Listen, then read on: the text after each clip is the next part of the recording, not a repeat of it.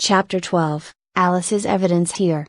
Cried Alice, quite forgetting in the flurry of the moment how large she had grown in the last few minutes, and she jumped up in such a hurry that she tipped over the jury box with the edge of her skirt, upsetting all the jurymen onto the heads of the crowd below, and there they lay sprawling about, reminding her very much of a globe of goldfish she had accidentally upset the week before.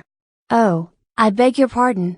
she exclaimed in a tone of great dismay, and began picking them up again as quickly as she could, for the accident of the goldfish kept running in her head, and she had a vague sort of idea that they must be collected at once and put back into the jury box, or they would die. "The trial cannot proceed," said the king, in a very grave voice, "until all the jurymen are back in their proper places, all," he repeated with great emphasis, looking hard at Alice as he said "do." Alice looked at the jury box, and saw that, in her haste, she had put the lizard in head downwards, and the poor little thing was waving its tail about in a melancholy way, being quite unable to move. She soon got it out again, and put it right. "Not that it signifies much," she said to herself, "I should think it would be quite as much use in the trial one way up as the other."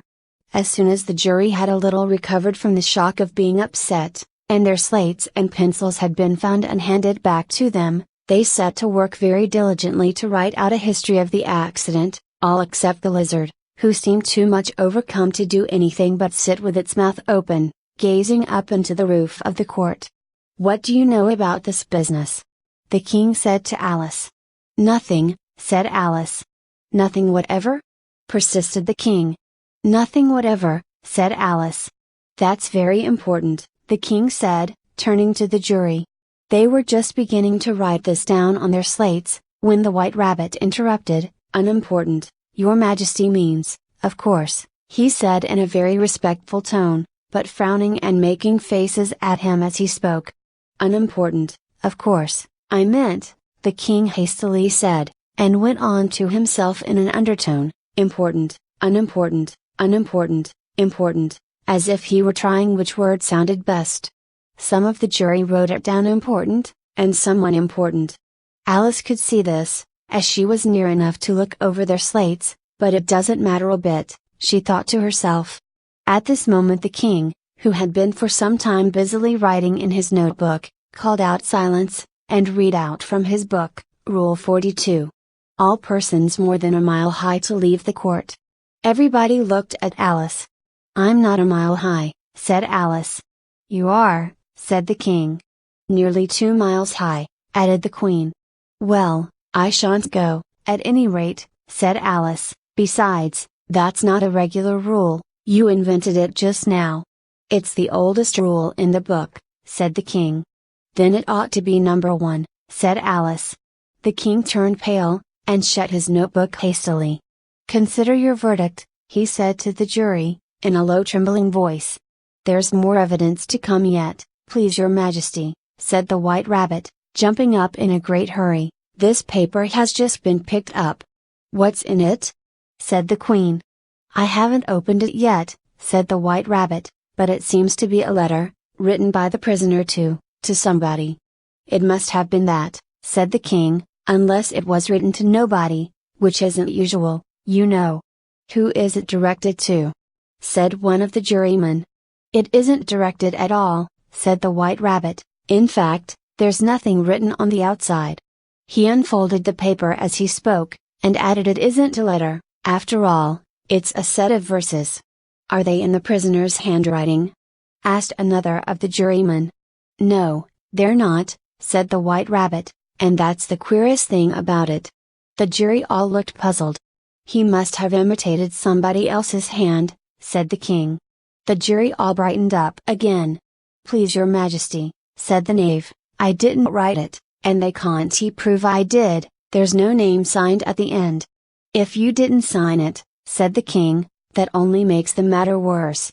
You must have meant some mischief, or else you'd have signed your name like an honest man." There was a general clapping of hands at this. It was the first really clever thing the king had said that day. "That proves his guilt, of course," said the queen. "So, off with it doesn't prove anything of the sort," said Alice. "Why, You don't even know what they're about. Read them, said the king. The White Rabbit put on his spectacles. Where shall I begin, please your majesty? He asked. Begin at the beginning, the king said, very gravely, and go on till you come to the end, then stop. There was dead silence in the court, whilst the White Rabbit read out these verses. They told me you had been to her, and mentioned me to him. She gave me a good character, but said I could not swim. He sent them word I had not gone. We know it to be true. If she should push the matter on, what would become of you? I gave her 1, they gave him 2, you gave us 3 or more, they all returned from him to you, though they were mine before. If I or she should chance to be involved in this affair, he trusts to you to set them free, exactly as we were. My notion was that you had been, before she had this fit, an obstacle that came between him, and ourselves, and it. Don't let him know she liked them best, for this must ever be a secret, kept from all the rest, between yourself and me. That's the most important piece of evidence we've heard yet, said the king, rubbing his hands. So now let the jury, if any one of them can explain it, said Alice. She had grown so large in the last few minutes that she wasn't a bit afraid of interrupting him. I'll give him 6pence. I don't believe there's an atom of meaning in it. The jury all wrote down on their slates, she doesn't believe there's an atom of meaning in it, but none of them attempted to explain the paper. If there's no meaning in it, said the king, that saves a world of trouble, you know, as we needn't try to find any. And yet I don't know, he went on, spreading out the verses on his knee, and looking at them with one eye, I seem to see some meaning in them, after all. Apostrophe said I could not swim, you can't swim, can you? He added, turning to the knave. The knave shook his head sadly. Do I look like it? He said. Which he certainly did not, being made entirely of cardboard. All right, so far, said the king, and he went on muttering over the verses to himself, we know it to be true, that's the jury, of course, if she should push the matter on, that must be the queen, what would become of you? 9. What, indeed! I gave her 1, they gave him 2, why, that must be what he did with the tarts, you know, but, it goes on they all returned from him to you, 9, said Alice. Why, there they are, said the king triumphantly, pointing to the tarts on the table. Nothing can be clearer than that. Then again, before she had this fit 9, you never had fits, my dear, I think? He said to the queen. Never, said the queen furiously, throwing an inkstand at the lizard as she spoke. The unfortunate little Bill had left off writing on his slate with one finger, as he found it made no mark, but he now hastily began again, using the ink, that was trickling down his face, as long as it lasted. Then the words don't fit you, said the king, looking round the court with a smile. There was a dead silence. It's a pun, the king added in an angry tone, and everybody laughed. Let the jury consider their verdict, the king said, for about the 20th time that day. No, no, said the queen. Sentence first, verdict afterwards. Stuff and nonsense, said Alice loudly. The idea of having the sentence first. Hold your tongue, said the queen, turning purple. I won't, said Alice. Off with her head, the queen shouted at the top of her voice. Nobody moved. Who cares for you? Said Alice, she had grown to her full size by this time, you're nothing but a pack of cards. At this the whole pack rose up into the air, and came flying down upon her. She gave a little scream, half of fright and half of anger, and tried to beat them off, and found herself lying on the bank, with her head in the lap of her sister, who was gently brushing away some dead leaves that had fluttered down from the trees upon her face. Wake up, Alice dear, said her sister.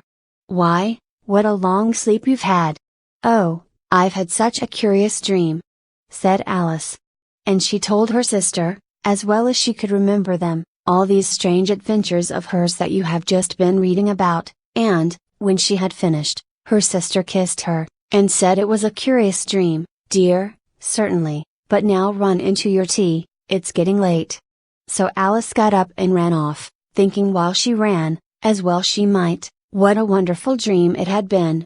but her sister sat still just as she left her, leaning her head on her hand, watching the setting sun, and thinking of little Alice and all her wonderful adventures, till she too began dreaming after a fashion, and this was her dream. First, she dreamed of little Alice herself. Once again the tiny hands were clasped upon her knee, and the bright eager eyes were looking up into hers. She could hear the very tones of her voice, and see that queer little toss of her head to keep back the wandering hair that would always get into her eyes, and still as she listened, or seemed to listen, the whole place around her became alive with the strange creatures of her little sister's dream. The long grass rustled at her feet as the white rabbit hurried by, the frightened mouse splashed his way through the neighboring pool. She could hear the rattle of the teacups as the March Hare and his friends shared their never-ending meal, and the shrill voice of the Queen ordering off her unfortunate guests to execution. Once more the pig baby was sneezing on the Duchess's knee, while plates and dishes crashed around it. Once more the shriek of the griffin, the squeaking of the lizard's slate pencil, and the choking of the suppressed guinea pigs, filled the air, mixed up with the distant sobs of the miserable mock turtle. So she sat on, with closed eyes, and half believed herself in Wonderland, though she knew she had but to open them again, and all would change to dull reality. The grass would be only rustling in the wind, and the pool rippling to the waving of the reeds. The rattling teacups would change to tinkling sheep bells, and the Queen's shrill cries to the voice of the shepherd boy, and the sneeze of the baby, the shriek of the griffin, and all the other queer noises, would change, she knew, to the confused clamor of the busy farmyard, while the lowing of the cattle in the distance would take the place of the mock turtle's heavy sobs. Lastly, she pictured to herself how this same little sister of hers would, in the after-time, be herself a grown woman, and how she would keep, through all her riper years, the simple and loving heart of her childhood, and how she would gather about her other little children, and make their eyes bright and eager with many a strange tale, perhaps even with the dream of Wonderland of long ago, and how she would feel with all their simple sorrows, and find a pleasure in all their simple joys, remembering her own child life, and the happy summer days,